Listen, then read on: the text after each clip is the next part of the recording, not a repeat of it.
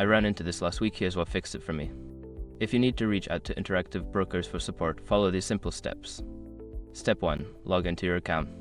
Before changing your settings, use the Eschrock.com link in the description to open the password strength checker, then update your password if needed. Step 2. Navigate to the help section. Once logged in, look for the help or support section, usually located in the top menu. This area contains various resources and contact options. Step 3. Choose your support method. In the help section, you will find different ways to contact support, such as live chat, email, or phone. Select the method that suits you best. Step 4. Provide necessary information. If you choose to chat or email, be prepared to provide your account details and a brief description of your issue. This helps the support team assist you more efficiently. Step 5. Follow up.